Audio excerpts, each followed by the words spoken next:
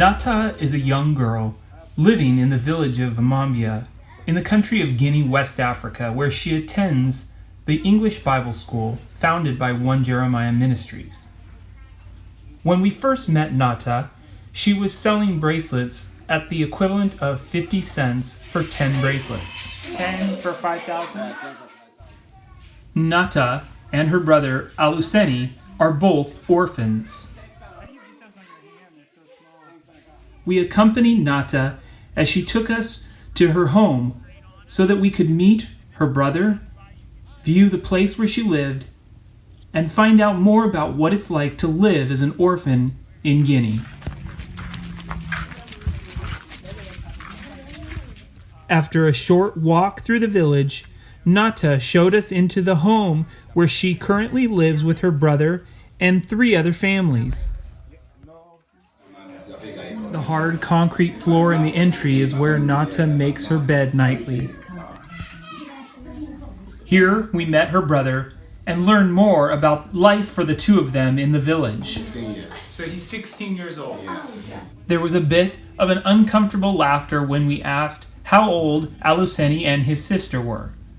In the village, people do not keep track very well of their ages.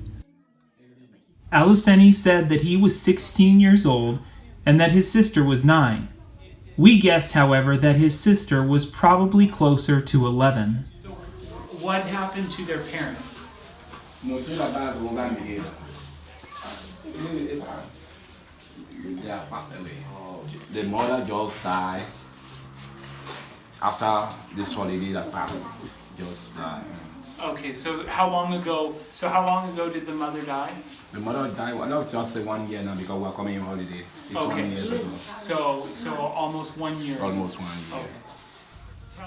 With both the mother and father having passed away, the responsibility to provide now falls solely on the children. Nata contributes to the family by making a special dye created with leaves that are found locally. So where does this leaf come from? They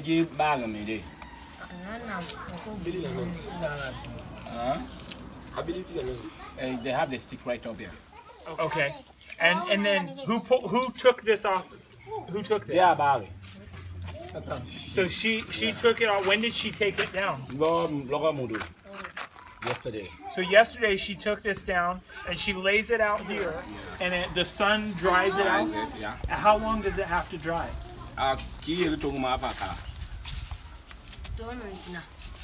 Today and tomorrow will be dry. So for 2 days, 2 days it will dries be dry. out. Yeah.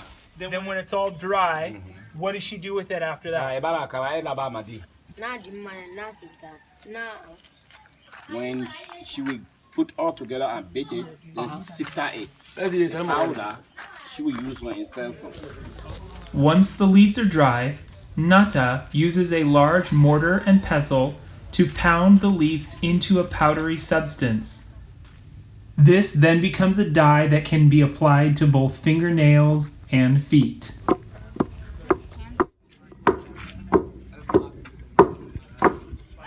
How much is it for 1 cup, for them to buy 1 cup? Kilo 5,000. 5,000 for 1 cup. For about 50 cents, Aluseni and Nata can purchase enough rice to feed them for the day. Although Nata can do a few things to contribute towards that cause, her brother Aluseni does most of the work by collecting branches which he sells as firewood.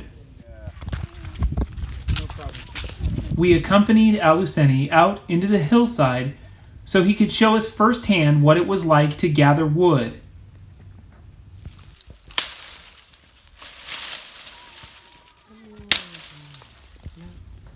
The process involves using a machete to chop up dried pieces of wood, which are then placed in a bundle.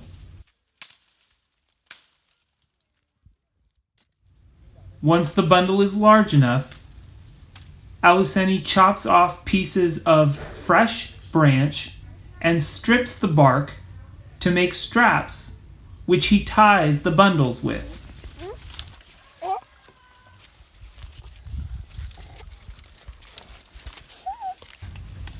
With temperatures averaging in the mid to high 80s and the humidity even higher, it's easy to see that this can be a very tiring job even for an adult.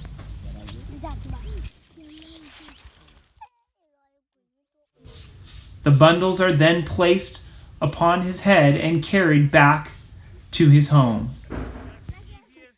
Aluseni and Nata are just two of the many orphans living in the village of Mambia in the country of Guinea, West Africa.